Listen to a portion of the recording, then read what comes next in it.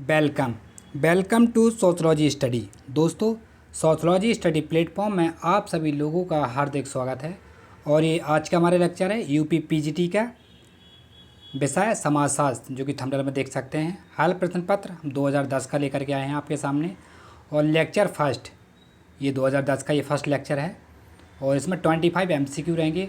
और मित्रों, अगर आप चैनल पर नए हैं तो चैनल को लाइक, सब्सक्राइब और बेल आइकन ज़रूर प्रेस करें, क्योंकि बेल आइकन प्रेस करने से ये होता है कि जो भी हम नोटिफिकेशन डालें या जो भी लेक्चर डालें तो आप तक उसका नोटिफिकेशन आसानी से पहुंच जाए।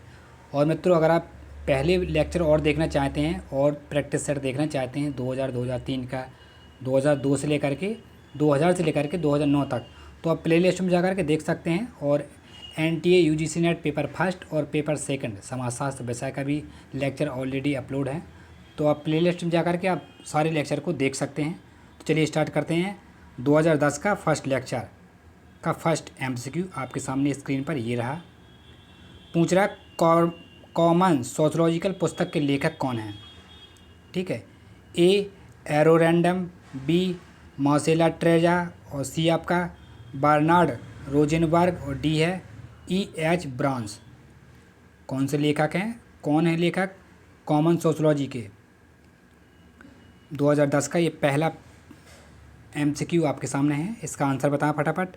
और इसका आंसर हो जाएगा आपका A, राइट आंसर है एरोरेंडम। ठीक है, और एरोरेंडम ने ये फ्रांस के दार्शनिक थे। उन्होंने सामाजिक विज्ञानों के क्षेत्र में विशेषता टॉनी, सिमिल और बेबर के विचारों को अपनी पुस्तक में समाजशास्त्र जर्मनी समाजशास्त्री 1935 के माध्यम से परिचित करवाने का प्रयास किया था इन्होंने। और इनकी पुस्तक है कॉमन सोशलॉजी। ठीक है, रेंडियर की, रैडम एरो की पुस्तक है। नेक्स्ट क्वेश्चन, एक दूसरा आपके सामने पूछ रहा है, वर्तमान समय में समाजशास्त्र के वैज्ञानिक अध्ययन की परिपक्वता एवं उनकी लोकप्रियता में सर्वाधिक योगदान है किसका है? फ्रांस का है, इंग्लैंड का है, कि अमेरिका का है, कि भारत का है? किसका योगदान सबसे ज़्यादा वर्तमान समय में समाजशास्त्र के वैज्ञानिक अध्ययन की परिपक्वता और लोकप्रियता सर्वाधिक योगदान किसका है? दूसरा का राइट आंसर हो जाएगा आपका C, अमेरिका का, क्योंकि अमेरिका में ही सबसे ज़्यादा समाजशास्त्र का विकास हुआ था। और इस विषय का सर्वाधिक विकास की बात करें तो 20वीं शताब्दी में अमेरिका में हुआ था। यहाँ गिडिंग्स, समनर, बॉर्ड, पार्क, बेगस और सोरोकिन, जिम्स पर मैकाइबर पेज आपके, और ऑगबर, पार्थन्स, मार्टन, यंग और कोजर, ये इतने थिंकर थे। यहाँ से लेकर के यहाँ तक नोट कर सकते हैं आप। और इनका समाजशास्त्र के विकास में इन्होंने बहुत पूर्ण अपना योगदान दिया था, जो कि सर्वप्रथम अमेरिका में येल विश्वविद्यालय में ही समाजशास्त्र का अध्ययन कार्यक्रम प्रारंभ हुआ था। येल विश्वविद्यालय किस डेट में हुआ था ये आपको कमेंट बॉक्स में बताना है। ठीक है, और भारत में कब हुआ था, किस डेट में, और लखनऊ विश्वविद्यालय में किस डेट में राधा कमल मुखर्जी के द्वारा पढ़ाया गया था पूर्ण रूप से समाजशास्त्र विषय, उसको कमेंट बॉक्स में बताना है। नेक्स्ट क्वेश्चन आपका सूची है, मिलान करना है, ये कूट दिया हुआ है, देख लेना एक बार। चलिए मिलान कर लेते हैं। ए में है एथिक्स एंड पॉलिटिक्स, ये किसकी पुस्तक है? एथिक्स एंड पॉलिटिक्स, ये सभी लोग जानते हैं, आपकी अरस्तू की है। ठीक है, बहुत विचारक थे, दार्शनिक थे। और यूटोपिया, यूटोपिया किसकी पुस्तक है? आपके सर थॉमस मूर, तो का B का A जाएगा। ठीक है, द न्यू साइंस, ये किसकी पुस्तक? ये आपकी बिको की है, तो C का आपका 4 जाएगा। और द स्प्रिंग ऑफ लाइफ, ये आपका मॉन्टेस्क्यू जाएगा। ठीक है, तो इस हिसाब से इसका राइट आंसर क्या होगा? इसका राइट आंसर हो जाएगा आपका B, राइट आंसर हो जाएगा। ठीक है, और चलिए नेक्स्ट क्वेश्चन पर चलते हैं। प्रश्न नंबर 4 स्क्रीन पर आपके सामने पूछ रहा है कि समाजशास्त्री ने सामाजिक पुनर्गठन की योजना प्रस्तुत की थी। A इमाइल दुर्खीम ने, B कार्ल मार्क्स ने, C हर्बर्ट स्पेंसर ने, और D आपका अगस्त कॉम्टे ने। किसने की थी? किसने समाजशास्त्र के सामाजिक पुनर्गठन की योजना प्रस्तुत की थी? कौन से थिंकर थे वो? प्रश्न नंबर 4 का राइट आंसर बताएं फटाफट कमेंट बॉक्स में। और इसका राइट आंसर हो जाएगा आपका D, अगस्त कॉम्टे जाएगा। ठीक है, और नेक्स्ट प्रश्न पर चलते हैं, क्योंकि प्रत्यक्षवादी के जन्मदाता भी हैं अगस्त कॉम्टे और फादर ऑफ सोशलॉजी हैं, जिन्होंने 1838 में समाजशास्त्र का विकास किया था। और इनके गुरु का नाम बात करें तो उनके गुरु का नाम था सेंट साइमन। ठीक, उनके सानिध्य में रह करके इन्होंने समाजशास्त्र को बहुत योगदान दिया उनके गुरु ने। प्रश्न number 5, pre capitalism economics formation नामक पुस्तक के लेखक कौन है? आपके कार्ल मार्क्स हैं, B मैक्स वेबर हैं, सी आपका हीगल हैं और इनमें से कोई नहीं। कौन से थिंकर हैं जिन्होंने पुस्तक लिखी थी? Capitalism economics formation. फटाफट बताएं प्रश्न नंबर 5 का आंसर क्या होगा। और आई होप इसका आंसर आप सभी लोगों ने राइट आंसर दिया है। इसका राइट आंसर हो जाएगा 5 का डी, इनमें से कोई नहीं, किसी की पुस्तक नहीं है। ठीक है, ये पुस्तक है आपकी जॉर्ज हिलमैन फ्रेडरिक हीगल के द्वारा पुस्तक है ये, और ये 1807 में प्रकाशित हुई थी। उनकी और पुस्तक है the contribution to the critique of politics ethics, ये आपकी कार्ल मार्क्स की है। और the protest ethics and the spring of capitalism 1906, ये आपकी। और the protest ethics and the spring of capitalism 1906, ये आपके मैक्स वेबर की पुस्तक है। बहुत ही इंपॉर्टेंट पुस्तक हैं इनकी, विल्फ्रेड रैडक्लिफ की और आपकी कार्ल मार्क्स की, और ये इमाइल मैक्स वेबर की। ठीक है, नेक्स्ट प्रश्न आपके सामने छठा पूछ रहा है, ग्रामीण संप्रदायवाद की अवधारणा के प्रतिपादक कौन हैं? राधा कमल मुखर्जी हैं कि श्री अरविंदो घोष हैं, और सी एम के गांधी हैं कि डी श्री भगवान दास हैं? कौन है? प्रश्न नंबर छठा का आंसर बताएं, छठवां का क्या है? और इसका राइट आंसर क्या होगा? इसका राइट आंसर हो जाएगा ए, राधा कमल मुखर्जी। ये देखिए, ग्रामीण संप्रदायवाद की अवधारणा का वर्णन अपनी कृति द कम्युनिटी ऑफ म्यूनिटी 1966 में किया था इन्होंने, और 1920 में भारतीय ग्रामीण समुदाय में सामाजिक आर्थिक परिवर्तन विषय पर उन्होंने पीएचडी की उपाधि प्राप्त की थी मुखर्जी साहब ने। ठीक है, राधा कमल मुखर्जी ने बहुत योगदान रहा है इसका, इनका समाजशास्त्र विषय को आगे बढ़ाने में। और प्रश्न नंबर 7 स्क्रीन पर पूछ रहा, विवाह अति व्यक्तिगत प्रकार की व्यक्तित्व संतुष्टि का उपकरण मात्र नहीं बल्कि एक सामाजिक क्रियाविधि है भी है, जिसे सामाजिक दृढ़ता को पोषित करने हेतु रचा गया है। यह विवाह से संबंधित है। यह कथन किसका है? प्रश्न नंबर 7 का आंसर बताएं, किसका है? मजूमदार एवं मदान का है कि बोस्टन मार्क का है, और सी आपका गिलेन महोदय, और डी आपका एंडरसन एवं पार्कर। किसका है? प्रश्न नंबर 7 का आंसर बताएं, किसकी परिभाषा है ये, किसका कथन है? और इसका राइट आंसर हो रहा है डी, राइट आंसर है एंडरसन और पार्कर। ठीक है, एंडरसन और पार्कर की इनकी कृति भी है society and organisation and operation में महत्व को रेखांकित किया था इन्होंने, और लिखा भी था। और नेक्स्ट प्रश्न पर चलते हैं। प्रश्न नंबर 8 स्क्रीन पर पूछा है, निम्नलिखित विद्वानों में से किसने ऐतिहासिक परिप्रेक्ष्य में हिंदू परिवारों का अध्ययन किया था? ए एलन रॉस ने, बी एम एस गोरे ने, सी आई पी देसाई ने, और डी आपका इरावती कर्वे ने। ये राइट आंसर बताया इसका। ऐतिहासिक परिप्रेक्ष्य में हिंदू परिवारों का अध्ययन किया था, किसने किया था? प्रश्न नंबर 8 का राइट आंसर हो जाएगा Iravati Karve, D right answer आपका। इन्होंने भारत में नातेदारी संगठन किंगशिप ऑर्गेनाइजेशन इन इंडिया, ये बहुत ही मोस्ट इम्पोर्टेंट पुस्तक है आपके टीजीटी पीजीटी प्लस नेट तीनों में पूछी जा चुकी है, पूछता ही रहता है। और इरावती कर्वे के अन्य पुस्तकें भी हैं, द समाज एक विवेचन भी इनका चर्चा पर विषय रहा है, और इन्होंने ऐतिहासिक परिप्रेक्ष्य पर आधारित है।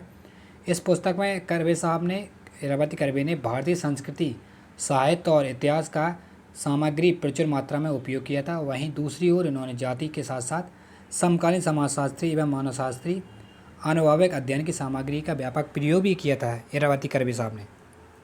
ये लेडीज़ थी।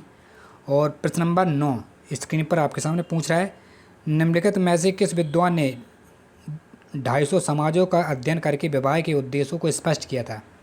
ए वेस्टर्न मार्क ने, और बी आपका लोबी ने, सी है मार्डॉक ने, डी है बॉर्गेस ने। किसने किया था? प्रश्न नंबर 9 का राइट आंसर बताएं।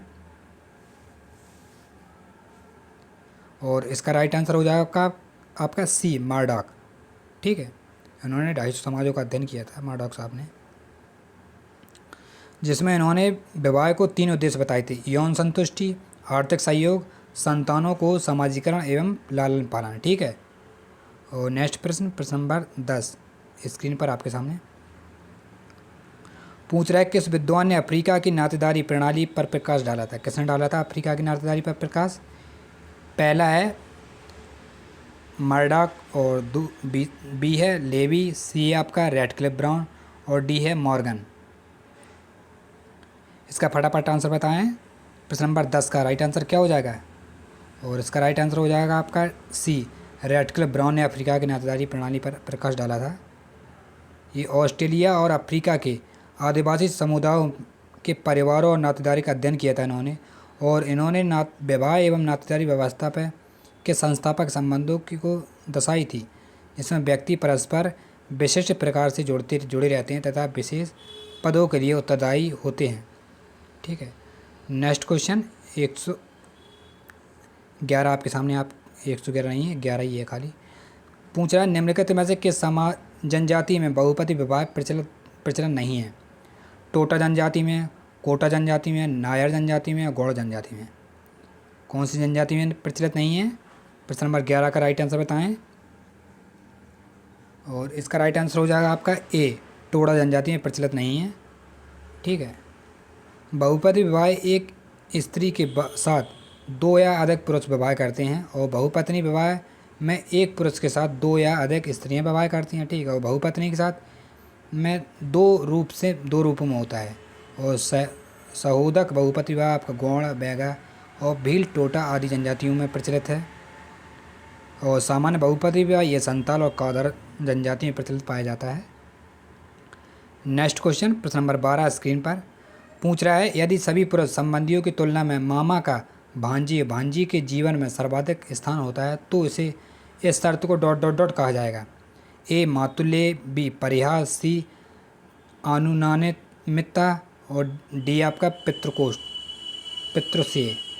ये प्रश्न नंबर 12 का राइट आंसर क्या है?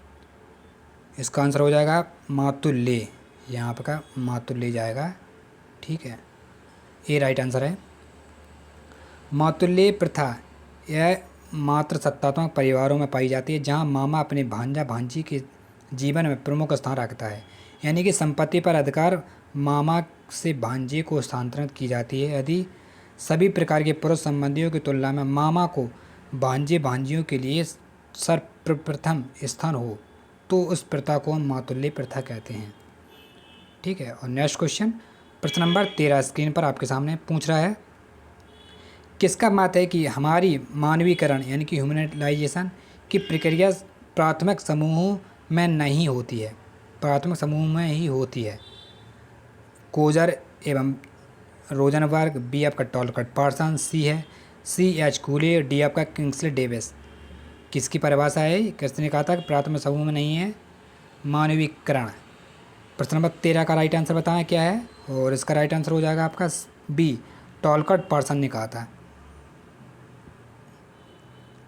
पार्सन साहब ने कहा था कि गणना एक दिग्गज सिद्धांतकार के रूप में की जाती है। इनके अनुसार हमारे मानवीकरण की प्रक्रियाएं प्राथमिक समूहों में होती हैं। व्यक्ति व्यवहार के आधारभूत प्रतिमानों को परिवार तथा अन्य प्राथमिक समूहों से ही सीखता है। और नेक्स्ट क्वेश्चन प्रश्न नंबर 14 स्क्रीन पर आपके सामने पूछ रहा है लोनली क्राउन नामक पुस्तक के लेखक कौन है?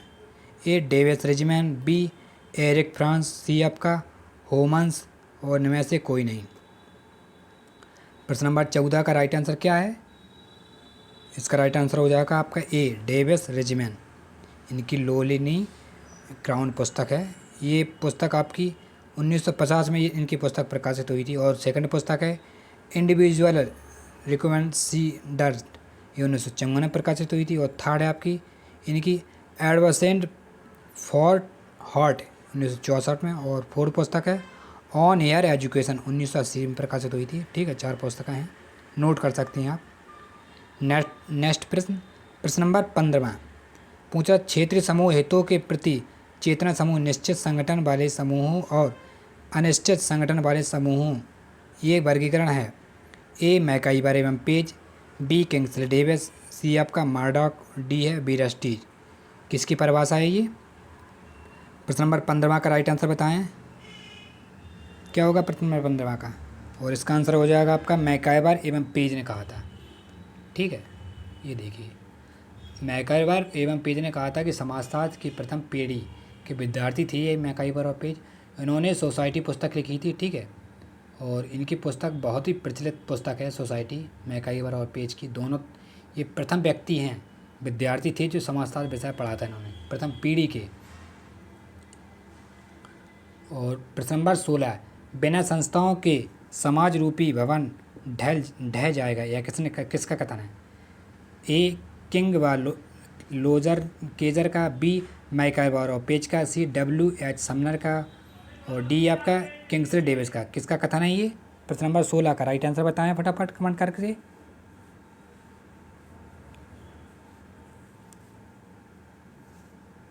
और इसका राइट आंसर हो जाएगा आपका प्रश्न नंबर 16 का किंग एवं केलर का। ये दो थिंकर थे।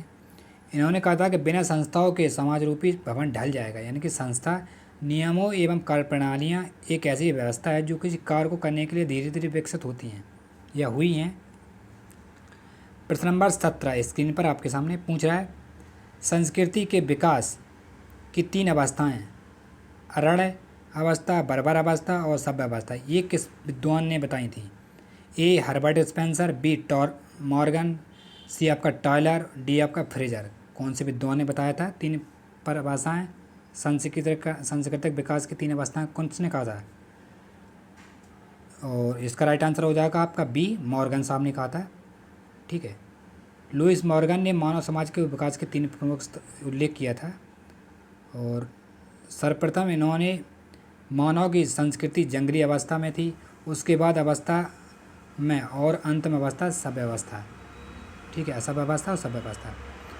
प्रश्न नंबर 18 स्क्रीन पर आपके सामने पूछ रहा है, किस विद्वान ने सांस्कृतिक के इथोस और इडोस का पक्ष लिया था, पक्ष का उल्लेख किया था? किसने, कौन से विद्वान थे? ए क्रूजर ने, बी मेलिनोवस्की ने, सी लिंटर साहब ने, डी हर्ट्स कोविड्स ने। प्रश्न नंबर 18 का राइट आंसर बताएं क्या है? और इसका 18 का राइट आंसर हो जाएगा आपका ए क्रोबर ने। ठीक है, ये अमेरिका के थे निवासी। नेक्स्ट क्वेश्चन 19 स्क्रीन पर आपके सामने पूछ रहा है, समाज वे व्यक्ति जो समाज के आदर्शों, मूल्यों तथा रूढ़ियों का विरोध करते हैं व उनमें परिवर्तन करने की चेष्टा भी करते हैं। समाज उनका नहीं किंतु वे समाज का मार्गदर्शन करते हैं। टॉयनबी ने ऐसे लोगों को क्या कहा था? ए रहस्यवादी, बी रचनात्मक अल्पसंख्यक, सी पद प्रदर्शक और डी आपका विरोधी। टॉयनबी ने क्या कहा था ऐसे लोगों को? प्रश्न नंबर 19 का राइट आंसर बताएं। और इसका राइट आंसर हो जाएगा बी रचनात्मक अल्पसंख्यक। ठीक है, व्याख्या काफ़ी बड़ी है, आप पढ़ लेना एक बार, चाहे तो स्क्रीनशॉट लेकर के नोट कर सकते हैं। प्रश्न नंबर 20 आपके सामने पूछा, निम्नलिखित में से कौन सा सांस्कृतिक संकुच का उदाहरण है? भाषा, बर्तन, ग्राहक दुकानदार और ईमानदारी। कौन सा उदाहरण है संस्कृति संकुच का? प्रश्न नंबर 20 का राइट आंसर बताएं। और इसका राइट आंसर हो जाएगा आपका भाषा, लैंग्वेज। भाषा संस्कृति की जिसके अंतर्गत अनेक शब्द, वाक्यों का, कहावतों यानी कि और व्याकरण आदि का प्रयोग किया जाता है। ऐसे तत्व होते हैं जो समावेश होता है। केवल तत्व वाक्यों के सामने मनमाने संग्रह से ही भाषा नहीं बनती। नेक्स्ट क्वेश्चन 21 स्क्रीन पर आपके सामने ये रहा, पूछ रहा है, सामाजिक परिवर्तन मुख्य रूप से समाज के किस पक्ष को प्रभावित करती है? ए सामूहिक व्यवहार को, बी सामाजिक संरचना को, सी सांस्कृतिक विशेषताओं को, डी इनमें से तीनों पक्षों को। 21 का राइट आंसर क्या है? इसका राइट आंसर हो जाएगा आपका डी इनमें से तीनों पक्षों को। ए बी सी ये आपके तीनों राइट आंसर हैं। ये देखिए, पढ़ सकते हैं आप, इधर वीडियो को पॉज करके आप पढ़ सकते हैं। अगर कोई व्याख्या नहीं पढ़ रहा है तो आप पढ़ सकते हैं खुद से। नेक्स्ट प्रश्न, एक प्रश्न नंबर 22 आपके सामने है, 1905 में किसने 38 सामाजिक प्रक्रियाओं की सूची तैयार की थी? सामाजिक प्रक्रियाओं की 38 रॉस साहब ने, गिलिन ने, पार्क एवं बॉर्गेस ने, मैकर एवं पेज ने। किसने की थी? प्रश्न नंबर 22 का राइट आंसर बताएं क्या है? और आई होप इसका राइट आंसर दिया आपने। इसका राइट आंसर हो जाएगा बी गिलिन ने। इन्होंने 1905 में 38 सामाजिक प्रक्रियाओं को सूची तैयार की थी। ठीक है, और उन्होंने कहा था जिन्हें हम जब व्यक्ति और समूह मिलते हैं और संबंधों व्यवस्था स्थापित करते हैं तब परिवर्तन जीवन के प्रचलित होने के तरीके को अवस्थित करता है। ये देख सकते हैं आप। और प्रश्न number 23 the function of social contract नामक किस विद्वान की रचयिता है ये पुस्तक? लेविस एवं कोजर की, बी जॉर्ज सिमेल की, सी कार्ल मार्क्स की और हेडरन फोर्ड की। किसकी पुस्तक है the function of social conflict? इसका आंसर आप सभी लोग जानते हैं, तो ज़्यादा समय नहीं लेंगे आप इसमें, और इसका आंसर हो जाएगा ए लेविस एवं कोजर साहब की है। The function of social conflict Lewis Coser की है, द्वारा लिखी गई थी। संघर्षी सिद्धांत की अवधारणा दी थी इन्होंने। नेक्स्ट क्वेश्चन 24 आपके सामने पूछ रहा है, प्रतियोगिता सदैव नैतिक नियमों से बंधी रहती है जबकि संघर्ष में ऐसी कोई विशेषता नहीं है, यह किसकी परिभाषा है? ए ग्रीक की, बी कोजर की, सी आपका सिमेल की और डी है र्यूटर की। किसकी परिभाषा है? प्रश्न नंबर 24 का राइट आंसर बताएं। और ये भी सभी लोगों को पता है, इसका राइट आंसर हो जाएगा आपका कोजर, लेविस कोजर। ठीक है, नेक्स्ट प्रश्न और 25 इस सेशन का लास्ट और आखिरी प्रश्न है। सूची इसको मिलान करना है, हमें देख लीजिए, इधर सूची, इधर आपका कूट लेखन दिया है। चलिए मिलान करते हैं। सबसे पहले हम श्री अरबिंदो घोष, इनकी है, श्री अरबिंदो घोष की है the foundation of Indian culture. The foundation of Indian culture, तो एक आपका 3 जाएगा। और श्री भगवान दास की क्या है? बी में क्या है? श्री भगवान दास की है A the essential unity of all religion.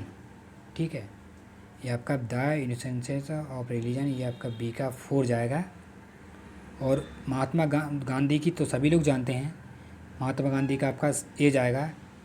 ठीक है, माई एक्सपेरिमेंट विद ट्रूथ। और मुखर्जी जाएगा तो इनकी जाएगा बी, डी का सेकंड जाएगा वन डेज ऑफ मैकनाइट। ठीक है, ये देखिए, तो इसका राइट आंसर हो जाएगा आपका ए।